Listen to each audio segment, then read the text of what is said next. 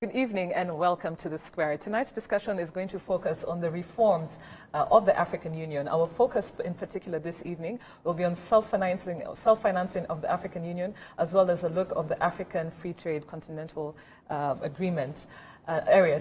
And joining us in this particular regard, we are honored to have here with us tonight. Our guest is Dr. Richard Sezibera, who is the Minister of Foreign Affairs and International Cooperation. Minister Sezibera, very, very happy to have you here this evening. Thank you for inviting me. Thank you. My name is Dana Mpisi. I'm part of the Square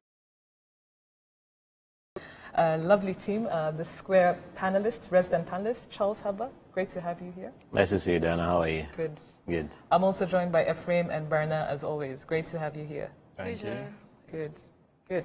So like we always do at the Square, before we get into the conversation, we'll have a recap, a midweek recap, so to speak. It's only Wednesday, so at the end of the day. But there are very interesting things that have been happening this week, very interesting conferences and other things that have been, I think we'd like to share. Charles, I'll start with you. One particular thing that's disturbing me, the Rwandan zebras are bleeding. so traffic police or RTDA or City of Kigali or whoever cares to listen woke up in the morning and decided that they needed to repaint the zebra crossings that we have in Rwanda, put a red, big red paintings, which I don't have a problem with. My biggest problem is the closeness to which they are to one another. So, and I just did a quick count from the Ninzi roundabout. If you take the lower road below Presta House, you get to the Convention Center roundabout, and you get to RDB. There are 11 hyperbole. But aren't there enough people? I think there are like 100 zebra crossings. But if you think that's not enough, there's two particular zebra crossings that are within 10 meters apart. So what is your issue exactly? My issue is whoever did those zebra crossings does not know how a car works. The moment a car leaves a roundabout, it has to accelerate. Stop. It's a very poorly thought I'd like Yes. to respond to that. Yes. Charlie, if you haven't read the vision, we are trying to go green. We don't need cars on the road. So for me, as a pedestrian, I'm happy to walk. And I'm happy that we have zebra crossings that are giving more space for people to walk. I think another conversation that is not had enough, and I say this from the perspective of now the driver. We do not recognize, or at least we recognize pedestrians as road users, but we do not have regulation for them as road users. So when you find pedestrians in the middle of the road and you as the driver are responsible for somebody's poor decision or I would say the lack of following the road rules. And I know for the longest, I know in the West, for example, you find stuff like jaywalking. Now, jaywalking is simply crossing the road where you should not be crossing it. Coming down to now the fact that we have zebra crossings in particular, have regulation in tandem that says you as a pedestrian, if you cross the road at the wrong place, if you are walking in the middle of the road, you will be fined and held accountable. And until we have such systems in place, I feel like whether the zebra crossings are 10 meters apart or 100 meters apart or they are 20 or 100, at the end of the day, this is meant to protect the road user. And if the road user is not protected from the perspective of regulating them, then it's worth... Just very quickly, before I get to Bernard, to give a weekly recap, a midweek recap. In the US, jaywalking, it correlates with actually lighting, with traffic lights. Yeah. So the reason you jaywalk is that it tells you not to walk and you walk. Here it's different. We're just talking about zebra crossing. So maybe these are things that need to be factored into. Exactly. But they're very beautiful though. Bernard? Yeah, they are. I read this story about Kenyan teenagers who were almost arrested at the marriage stops centers trying to get contraceptives, I think a jab or something. And it's interesting because we are struggling with teenage pregnancies, and then in some other country you have teenagers rushing to get contraception. That is an irony. I don't have an answer for it, but I thought that was quite interesting. Efrain? Quickly, I just want to talk about, we had 2 incidences in Kigali around suicide. Actually, there was a third one around an attempt. 2 of them actually from a university. Wow. This week? Yeah. Okay. And I think we did a show on mental health, and it was really emphasized that we need to find better ways of engaging one another, especially when it comes to this aspect of health. And I think it was just a reiteration. Like these, for example, the ones of the university, these are young kids. They're probably going through some sort of pressure, either personal or school or both, and they saw taking their lives as an option. And obviously one questions, what are we doing to actually engage these young people to ensure that despite the stress and the hurdles of going through school, they're able to overcome some of these things. That's very sad. Yeah. Honorable Minister, is there a midweek recap you'd like to share with the Square? No, I was struck by the fact that Charlie is not, is a bit concerned by the zebra crossings, I think. But the discussion, that shows you how this country reforms quickly, looking for efficiencies, effectiveness, and so on and so forth. And these reforms that are ongoing in all spheres at all times, involving all kinds of people, is a feature, I think, of our country. And so provides food for discussions and thought, but also moves the country forward. Yeah. Absolutely. So I think we are going to get into the thick of things. We are here discussing the African Union reforms. There was an extraordinary session of the African Union Summit that took place in Addis Ababa last week. Key reforms were made, but at the same time tonight we really want to focus on 2 things: self-financing of the AU and its operations across the continent, as well as the AfCFTA, the Continental Free Trade Area, and whether this can be a reality, at least in our lifetime, so to speak. So my first changes that were discussed last week, especially for the year 2021. And I just want you, if you can, before we focus on the 2 key points this evening, I wanted to ask you a question on this particular topic. And this 11th extraordinary session of the AU in Addis reflected, amongst other things, and I'll just read them. 1, trimming down of the AU Commission members and adding new portfolio to the commissions. I think they were trimmed down to around 8, if I'm not mistaken. And then the second thing that also caught our attention was gender parity across the board on the chairperson level as well as commissioner levels. So if you can just briefly give us a summary and a recap on these changes and the expected impact. What was the rationale as well as the impact for these changes of the Commission? Thank you. I'll do that. But can I begin a little bit with the philosophy behind the reforms? Yes. Because it's a coherent whole. The philosophy is about, first of all, defining the priorities for the African continent and reducing them to those priorities that are of a continental nature, and leaving the rest to regional economic bodies and member states. So, for example, the priorities now are around peace and security, economic development and trade, issues to deal with. So there's that vision. And then the second is aligning the institutions of the African Union with that vision and those priorities. And that's where to reform the Commission, make it lean, fit for purpose.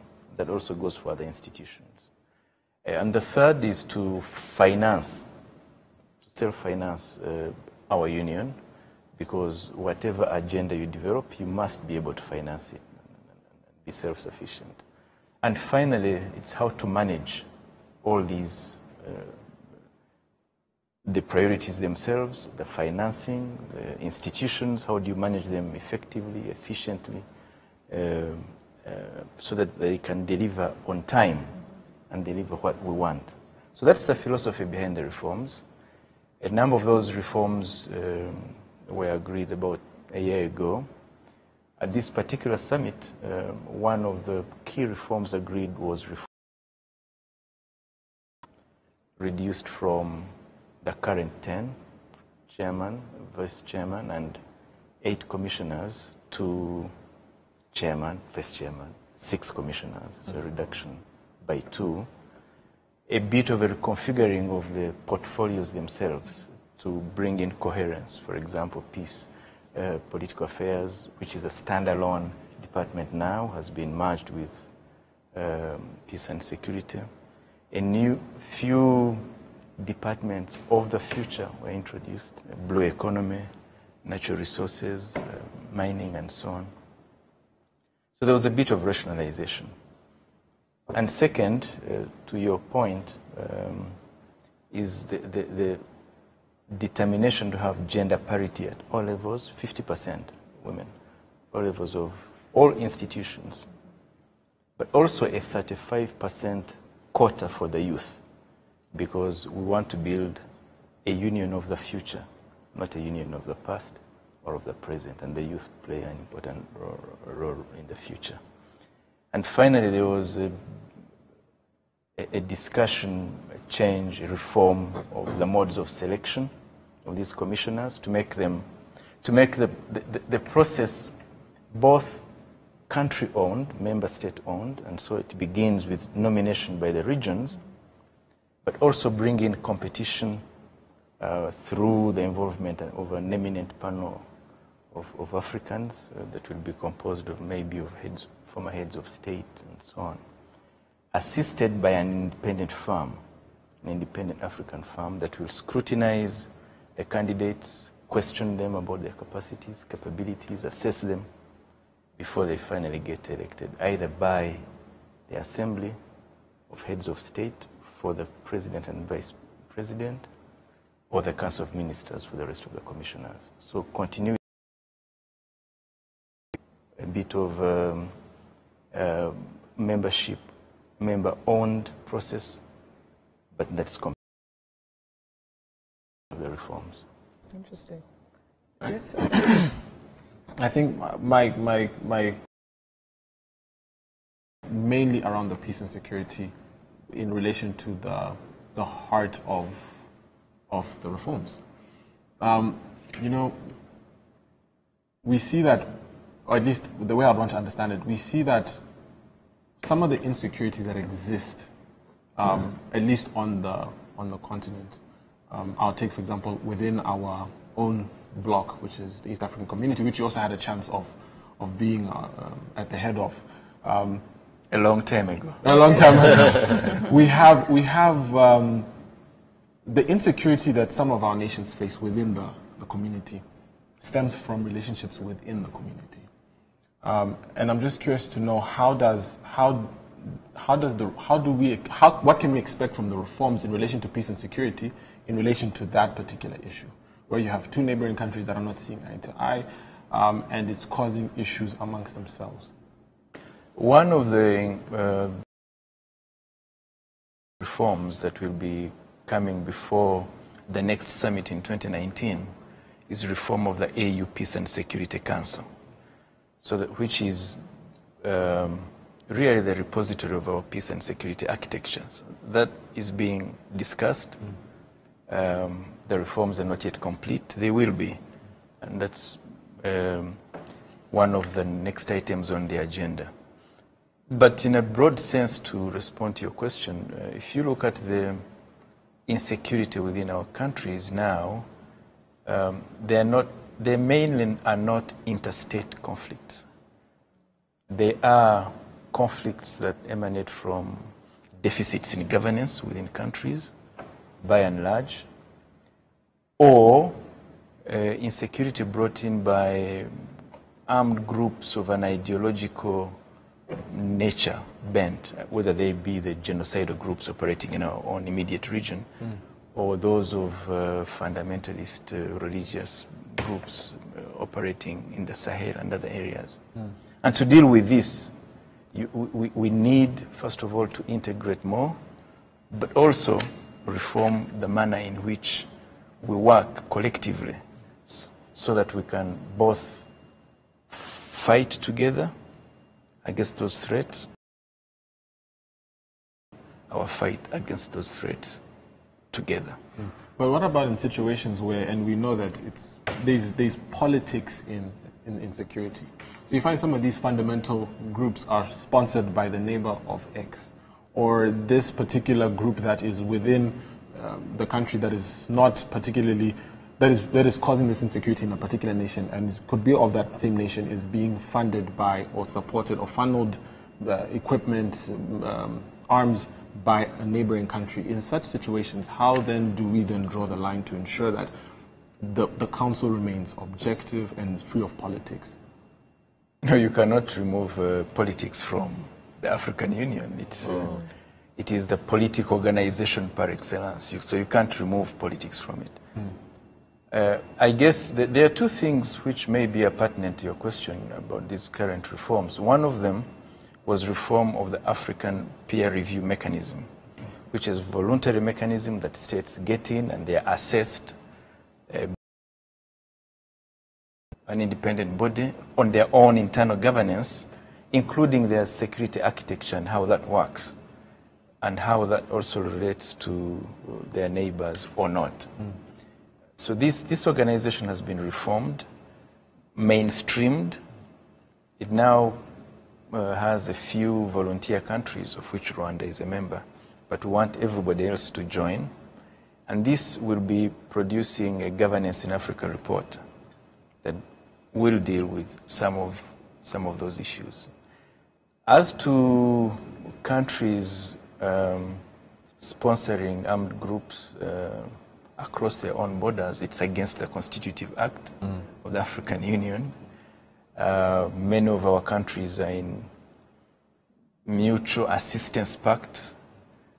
So in West Africa, which I think has been more effective in this area, ECOWAS plays a very important role in stopping all this, and we hope that other regions can follow suit.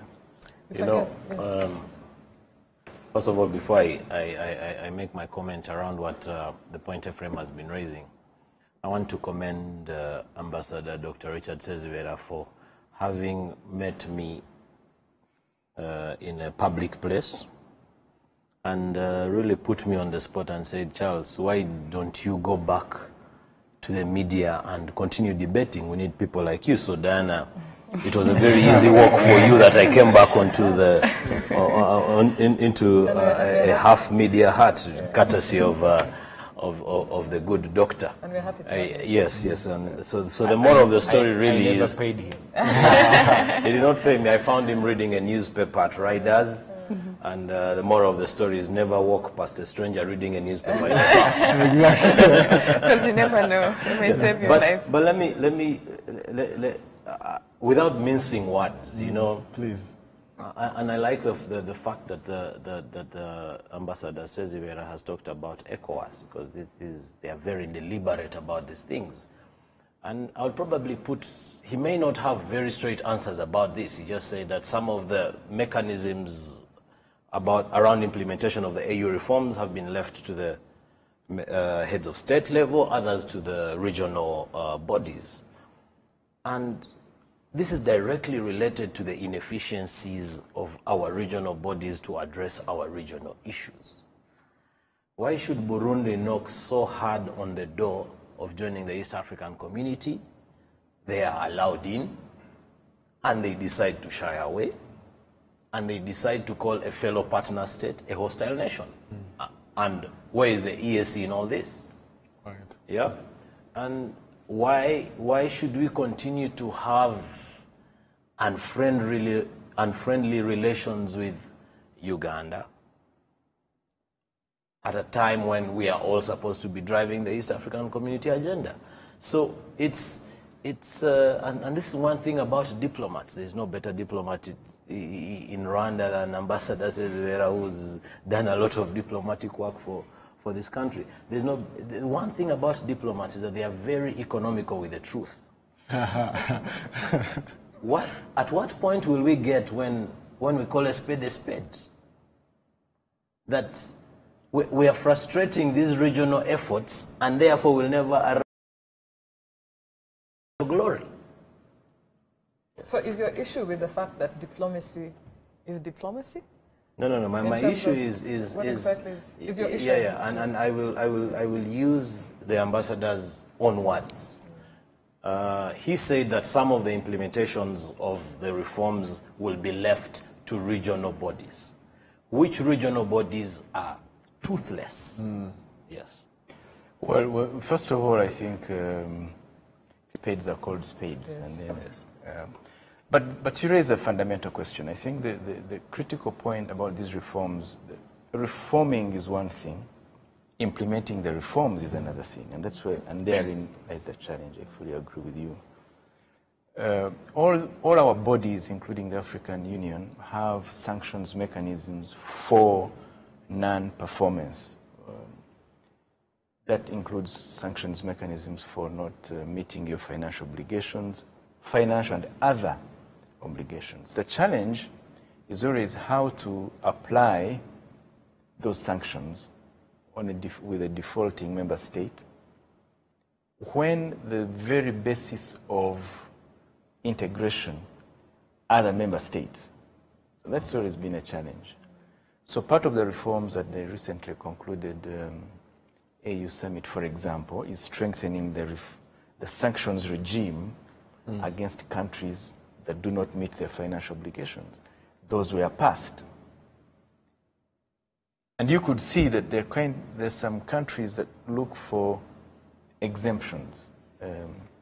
But as President Kagame, who is the idea, the whole purpose of sanctions is to sanction, not to exempt.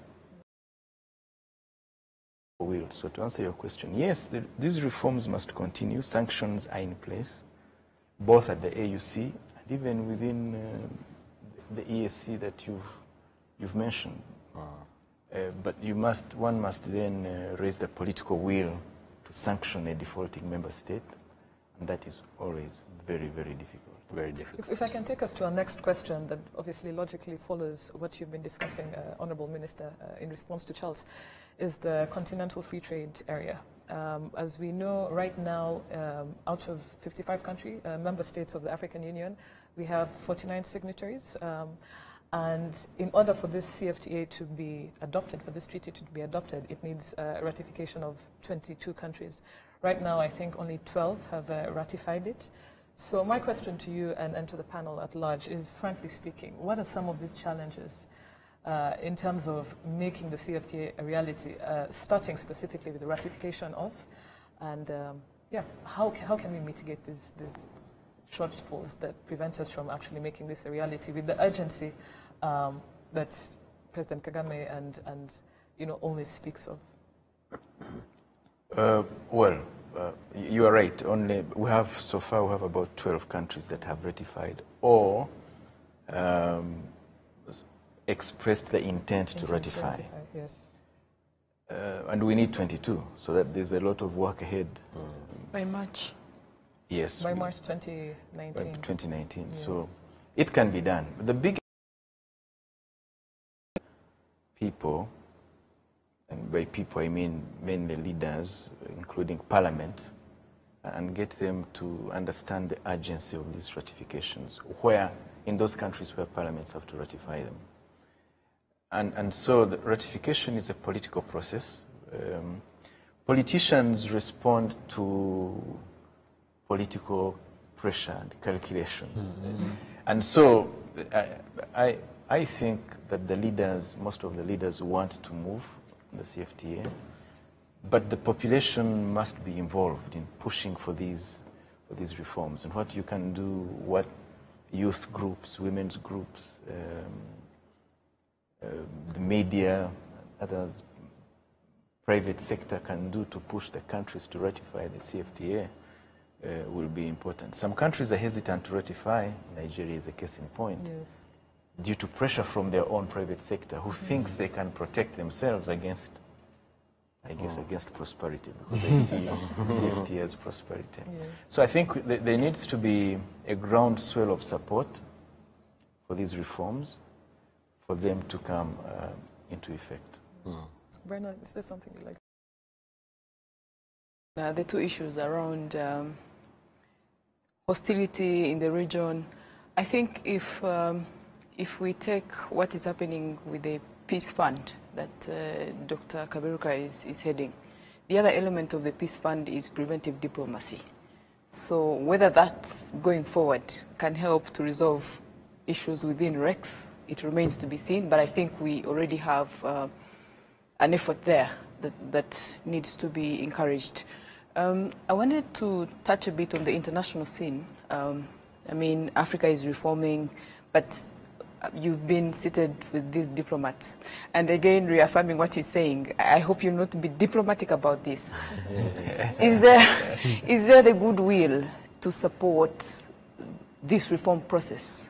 And the reason I'm asking this is because we have seen that when the AU announced the 0.2 levy, the US mission, and again, the US of all countries, the US mission to the African Union put out a statement saying, oh, we are happy that you're coming up with this measure, but we are against the trade measures. So you have something like that. We know what's happening within the continent, the individual countries, the level of independence is lacking. So how is it going to happen? What is the international reaction to this reform process, and what are you doing in preparation of, the kind of hostility that is likely to come? Because again, people who've been financing you have not been doing it for charity. They do it, behind the scenes to push their own agenda. There's a bit of control. So at the AU level, one, is there a common understanding that you're likely to face hostility, and how are you going to deal with that? Can I just say, instead of you, it should be we, us. Yes, thank you. I agree with you, Dana, especially because I don't have the good doctor did challenge us and told us we have to all be part of this. The youth, the media, everyone, the business community, yes. Absolutely, Yeah, thank yes. you very much. No, I think you're right, Bana. Will there be hostility? Of course there will be hostility. I mean, why should those who supported us and benefited from, in the past, who pretended to support us in the past and benefited from our balkanization, why would they support the reforms? They don't, because the more Africa gets united, the more of a challenge it is to them. I mean, if you look at the CFTA, if ratified, and when it comes into force, this will be the biggest free trading bloc by numbers, by numbers in the world. And then that means that Africa begins to now come to the table to negotiate her terms of participation in the global trade and governance architecture. And Africa's assertion necessarily means that we will be occupying somebody's space who's been there. And so I'm not surprised that some people will not support the reforms. The danger which we must guard against, and which is why I was talking about mobilization, is the fact that some of our colleagues on the African continent might be swayed by some of those arguments that come from outside that are couched in terms and fighting for your interests, while they are in fact taking you back, and we must guard against that danger. And I would love to know, among the sanctions, do you have a framework for these countries that may, be working behind the scenes on bilateral agreements that undermine the continental agenda? Just to supplement to what Bana is saying, among the sanctions, is there a name and shame, for example? On the sanctions that were agreed, these were sanctions on financing the union. And they include measures such as exclusion from organs of the union, exclusion from participation, removal of your voice when you are there. So there are quite a number of sanctions that I think are going to be applying in the financial sector, but the philosophy might permeate into other sectors. So no, there's one of the biggest challenges is agreeing on what to do about bilateral deals that that may impede the CFTA. We've not yet agreed. those discussions are continuing. When you negotiate an agreement, you implement it, there are goodwill provisions, which means you should not do anything that destroys or contributes to the retardation of the agreement you've signed. And so African countries have signed on to this. We're all part of Agenda 2063. The expectation is that nobody will go and do deals that are against the CFTA. Certainly for East Africa, it cannot and should not happen because we are members of a customs union. And you cannot strike independent deals as a member of a customs union. We are seeing it happening. I mean, for example, you have Kenya saying, they stand to lose a lot. Again, with Europe, this is already happening. So it's not things that we're just imagining. Rwanda stand by its word, and you don't see other countries really thinking that that's the way to go. So yeah, but AGOA is not a negotiated deal. See, this is the problem. AGOA is an offer by the United States. It says, I'm going to remove tariffs on goods that come from countries that they select. Yes. You don't negotiate the selection of countries. You don't negotiate the selection of the goods. And they can change the rules of the game as they want. This is what they've done. They change the rules of the game on Rwanda and other countries. So you either take it or leave it. And countries choose and pick from the menu. Yes. But the problem with that is it undermines integration. And actually, But I want Ephraim, yes, to I want to throw a span amongst the works.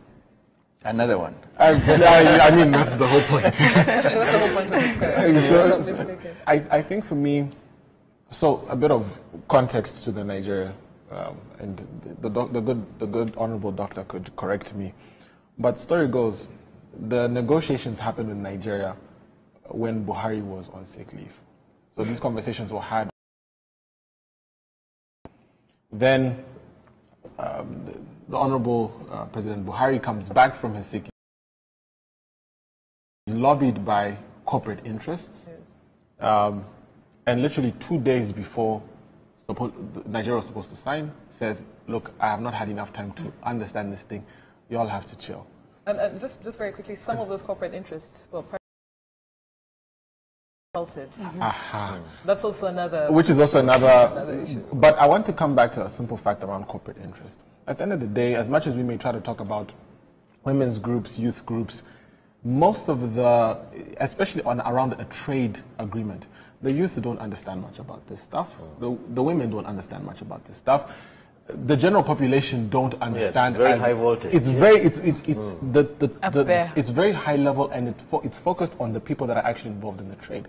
And I've said this before during when we talked about this the first time on the square.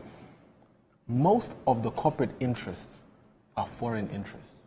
Most of the large companies that are involved in inter-Africa trade or will be involved in inter-Africa trade are multinationals owned by corporations headquartered in some of these Western countries. Say, we're going to do this, we're going to do this. We say where the US comes and says, put our foot down, and we say, no, we're not going to go ahead with this. What's stopping them from giving a grant of $10 billion to an American company to sabotage some of our agendas? And I think for me, at the end of the day, as much as we talk about independence on a political side, and we talk about self-financing from that perspective, what is being done to create independence of our industries, or at least our private sector, from foreign play? And I say this as much as I say this with as much understanding of a globalized world where you cannot stop companies from setting up in your country, but have we taken into consideration that there is that risk, and it could actually jeopardize most of the work that we've actually done? Well, I think those were some of the considerations behind the CFTA. Because if you look at the CFTA, the aim is to create a market across the continent, $1 trillion, internal market, remove internal barriers to trade, promote value chains, intra-African value chains, and therefore bring in more people more small farms into the trading regimes for Africa, enabling us to move away from a reliance on primary products into value addition, processed, semi-processed goods. That's the whole idea of that. And then the second is then to, with the single air transport market, create the possibility for our airspace to also support what is happening on the ground. Yeah. And we are now, and then allow, with the new African passport, the idea is you allow people to move across the continent and get them a buy-in into their own continent that they would otherwise not have. So right now, most people will go to whoever their colonial masters were yesterday, and that's where they feel bonded. But if we then allow free movement of people, that contributes to buy-in, and the African Union is beginning a discussion around the digital Africa, so that we move into the digital space and also become unified. So that is the architecture, and it's precisely to address some of those challenges that you are mentioning. Now, of course, you are only as good as your commitment, and if people can be bought off, that's a challenge. That's a challenge. Yeah. We're going to go for the break very briefly, but we'll be back. Please stay tuned and join the conversation here on The Square as we talk about African Union reforms. We'll be back right after the break.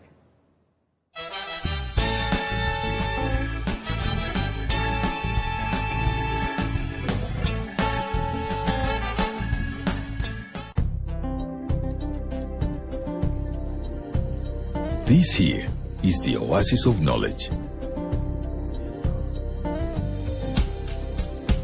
A safe, serene haven for those seeking excellence and success,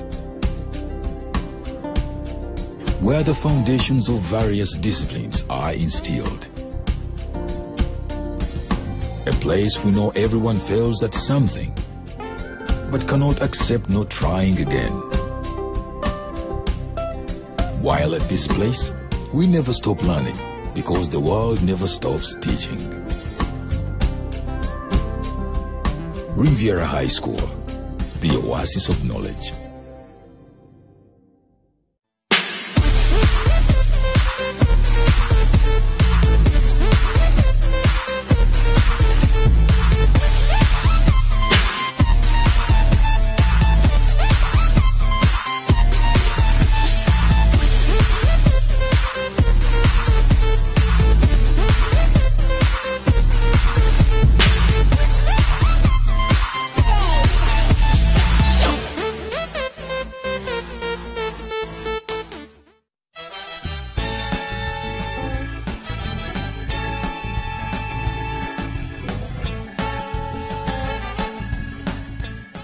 Welcome back to The Square. Tonight's discussion is on the AU reforms, and we looked at the continental free trade area. Now we're just going to briefly talk about the financing, self-financing of the African Union, and financial autonomy is a very key aspect of these reforms, Honorable Minister. One of the issues I'd like to ask you with regards to self-financing is the fact that this 0.2 levy was applied to all member states of the African Union, and it has the potential to raise, as official figures state, 1.2 billion, which against the AU budget is significant. And this actually can on external financing. What, in your view, are some of the key, I'm sure there are many, many reasons as to why there's a lackluster reception by African states, but what are some of the key, lack of adoption of members to actually have this levy on all their inputs, external inputs? Well, can I tell you what they say and then and then tell us what you think as well. That would be No, well, some of them say they have problems in their laws and their constitutions, that they cannot impose a levy that goes elsewhere. Difficulties in automatically reducing 0.2% before it's gone into the consolidated treasury, and these This is why Dr. Donald Kaberuka and his team have been going around the continent, working with country by country to see what those problems are. And with finance ministers as well. With finance ministers, with presidents and prime ministers to say, what are your practical problems? Because all problems can be resolved and can be solved. And so that is work that's ongoing. But this is a new thing. It's not really new because ECOWAS already does it. It's done it for a long time. Yeah. Yes. We tried to do it within the East African community. It wasn't fully understood. So it's not a fully new thing. But countries seem to be beginning to understand the need for it. Yes. The gains as well. And also to find a way of, they now understand, for example, in the AU Peace Fund, which was established in 2013, it's only this year that there's some $60.5 million. Wow. It will probably hit 100 million in the next few months, and then the target is 400 million. And there's pride in financing our own development. You know, I get a feeling that sometimes governments need to adjust their modus operandi to be very business oriented. And the ambassador nailed it on the head when he really talked about political will, and that's really the biggest issue that there is. But the political will has to be driven by some level of economic gain. I like to give an example of Egypt. Egypt is probably one of the biggest, their manufacturing and their industrial sector in general is one of the biggest benefactors of COMESA. And I remember talking to the former ambassador here, and she told me that 5 years ago when they had just started, the business community had just started the Egypt East Africa Expo. They used to do... Is it still ongoing? It's actually increased to about, I think they do now 10 of them in the whole region. When they had just started, there was a lot of hesitance. Our leather products and jackets and shoes. But today, with the volume, some of them actually, it's a permanent job for some of the exhibitors because of by the time they start from one partner, from one East African country and get to the next and unfinish the last, it's time to get to the next. What does this tell you about the potential that we have for our goods and services if we trade amongst ourselves? So there is a direct benefit to the business community. And I think that is where we're missing the point in as far as this whole AU reform is concerned. We need to see, and that's the drive, the mobilization that Ambassador is talking about. If the focus can be sort of driven a little bit away from political and taken to where it adds a penny into somebody's pocket. If I can just add to it will, in my opinion, it will have a bigger impact. And just for your information, I'm sure Minister will say something about that. I think right now, continentally, the narrative is that, look, political will, governments have been sold into this idea. And continentally, private sector is now the next, the business communities are now, the focus is actually now on business communities. Aren't we talking about the 0.2 levy? Yes. Because I feel like the 0.2 levy is purely a government decision, unless I'm wrong. It is.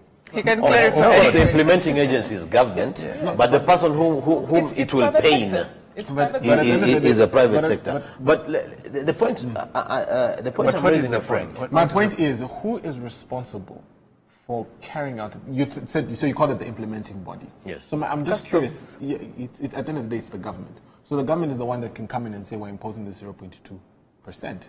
Now, it's also the government's job to explain to the private sector why it's so important. So my question is, will, yes. Exactly. So at the end of the day, the bottleneck is, I would say, the largest, or at least the main bottleneck that's preventing everything from happening is the political will. So he mentions, for example, some countries are like, look, our constitution does not allow us to impose a levy and then take that money elsewhere. Or who drafts the constitution? Exactly my point. So the question then comes in is, at the end of the day, who who needs to be on board for this? Just very quickly, Ephraim and Charles and Honourable Minister, I'm just listening to what you're saying. I think political will is there for a fact. It's there. But are we sure? I don't agree with you, Diana. Well, and that's why I want. Fair enough, and that's why I want the Honourable Minister to give his point. I'm very passionate about. I think we all are about this whole continental agenda and this whole narrative. I really feel governments have agenda moving forward. I think political will is there and it's gaining momentum. The focus, I think, now should be on private sector, which is happening, but albeit more should be done to involve private sector stakeholders. Yeah, I think the political will is there. I mean, the drive for reforms came from the political leaders of the continent. It did not come from the citizenry. Yes. And even the request for President Kagame to lead the reforms came from the leaders of the continent who looked around and said, we need to reform the way we are doing business. This is extremely important for Africa and for us, for our own survival. And they requested him to come and lead the reforms. So, yes, I think governments, by and large, have bought in. Now, leadership is at different levels. So you might have political leadership and commitment, and then you have some of the leaders who implement the revenue authorities, the parliaments, the standards bodies, and others who are leaders in their own right, who do not fully follow through quickly. And those must be mobilized. But I think that in the last analysis, the private sector, those who actually do the trade, make trade after trade, the implementers, the actual implementers, will be the drivers of this reform. If we can get them on board, it will be much faster. If we don't, but do you believe that? Do you believe that they wouldn't want to be on board? The question I think for me is, who right now is the bottleneck? Because if you told a businessman you're going to make more money, the guy will agree. Yes, but if you say you'll make, if you tell him, if somebody tells him that you'll make more money on condition that Ghana does not make the money in the same sector, they will fight for protectionism. So some of the business leaders will fight for protectionism because they think that's where they make more money, and they hinder the reforms. That's why we need to bring them on board. Can we just quickly go? I would like us to read. And based on this conversation, the first tweet is from Frank, who says that I hope the AFCFTA is taking lessons from the EU experience, particularly the post-traumatic Brexit stress disorder that is currently ripping through Europe. Minister, what do you have to say to that tweet? Yes, we're certainly looking at what is happening in Europe and taking lessons from what kind of lessons? What kind of lessons? The biggest lesson is that the reforms and African integration can only be sustainable if it is owned by the people, not by the elite. If it's just an elite-driven thing, then we won't go far. I think that is the biggest lesson. And how would you say that AFCFTA is owned by the people? It's a work in progress. I think this whole idea of having quotas for women, quotas for youth, in leadership is one pillar. The involvement of the attempt to form a Pan-African Business Council is another attempt. The attempt to form a Pan-African Youth Council, which is ongoing. A Pan-African Women's Body. It's also coming. But still, doesn't that still have a tone of elitism? Can you just go to the next tweet and we'll get back to the elitist tone that you're talking about. Our next tweet is from Celestin, and he says, and I think he's talking about the RECs, the Regional Economic Communities. He says, reforms expected to change the instability and bad politics. But I was asking myself, if EAC, which is easily, as in management, have failed, is Africa at a continental level possible? And just to add that, for most people, when they look at the discussions happening at the AU level, and they go back to the regional blocks and look at the stalemates, the stalled projects, I mean, where should people get the confidence that you can work together? The AU can work. It doesn't belong to the 50 Thank plus you for countries, protecting me. 50 plus, countries. Where are these mechanisms of making, regional economic, the RECs more effective? Which is also and can we have a regional continental agreement with weak RECs? No, you cannot. The answer is you cannot have a strong African Union with weak RECs. And that's why part of the reforms is to say, how can the AUC possibilities with these RECs? And there is a summit, the media summit. The African Union used to have 2 summits a year. Now they have, part of the reform is to reduce them to 1 summit per year, and then have the second summit turn into a coordination meeting with RECs, so that people agree, what you RECs, what are you doing in infrastructure, what are you doing in peace and security, how can we help you, how can you do better? So that is a realization of that challenge, which is a real challenge, but the reforms are trying to fix that. And then there's the last tweet for this evening. The last tweet says that, and it's directly to you, Honourable Minister, in light of the impending Brexit and the UK leaving the EU, could the Ambassador try to explain how the EU reforms will work with African leaders to help them avoid the trap of strengthening their nationalistic sentiments, e.g. economic protectionism, which is what you talked about. So in summary, if you could repeat for Richard's benefit, but I know that's what you've already mentioned. As an African, I am not bothered by others weakening their own bodies. I think we need, this is the time. This is a unique opportunity for Africa to really come together and drive her own agenda, because other people have their own problems. And therefore, maybe they're less fixated on what we are doing. So this is our chance. I think, as President Kagame said, we have all the tools we need to succeed, and history will not forgive us if we fail. So for me, those who are weakening other blocs and doing things, becoming protectionist, provides us with a chance to look inward into Africa ourselves, and then work together as Africans to occupy the space that they are exiting from. And I'd just like to echo what you said at the UNECA meeting yesterday, in terms of, in light of this particular tweet, and what you're saying is that, right now there's a conundrum between RECs, regional economic communities, vis-a-vis the continental agenda. And you have this, and you mentioned this, to use your words, you said it's an issue of logic, position and, positioning Rwanda or Uganda, as opposed to actually the logic of positioning and following this continental agenda. And this seamless transition, I think, is something that is a challenge, but like you said, is something that we have to have a mindset to adopt. Very quickly, we need closing remarks. We're left with very few minutes. I'll start with you, Charles. You start with me. I don't agree with Dr. Seziver. I don't agree with you, Diana, that there is political goodwill. With the exception, it's not sufficient. With the exception of President Kagame and probably a few other like-minded people, we cannot look at the exception and make it the law. For crying out loud, you can't have close to 1 year ago President Cyril Ramaphosa coming to Kigali in front of hundreds of delegates, in front of millions of viewers, and say, consider the issue of visas history. And we're about to celebrate the first anniversary of that statement, and nothing has been done. So I don't feel that there is political goodwill to drive this AU. Can I add?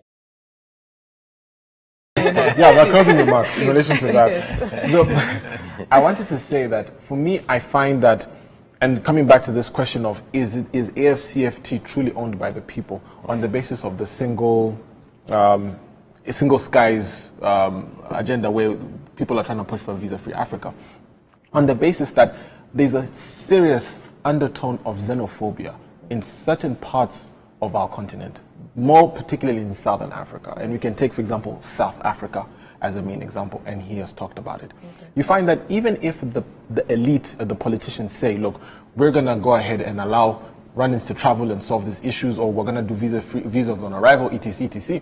At the end of the day, the people don't want that. Yeah. So for me, there's that question. Politically pregnant statements. Very quickly. Two things. One on gender parity. Yes. I think we should, the next summit, hopefully, we'll see a different picture. Yes. Because the kind of pictures that we see from Exactly. the AU, oh God, no. You know, Something all the has 50 happened. men in suits I know. It's so Right. annoying. Say thank you. That has to change. And then two, it would be interesting to see how Africa deals with the pushback. Yes. It cannot be underestimated because we're already seeing signs. So how Africa responds to the pushback, it will be interesting to Scenario see. planning is very important. Yes, because for a very long time, as Africans, we're very pessimistic around, especially with the AU. Now is the time we're saying, okay, something is finally happening. Whether that is sustainable, it remains to be seen. Honourable Minister, closing remarks? Well, I think for the leaders on the continent, they are clear-eyed. They live with the world as is, and they try to change it to what it could be in the future. And this CFTA is a vision, but it also takes a lot of time. Integration is a journey; it's not a marathon. And as long as one keeps onto the road, then we will succeed. Thank you.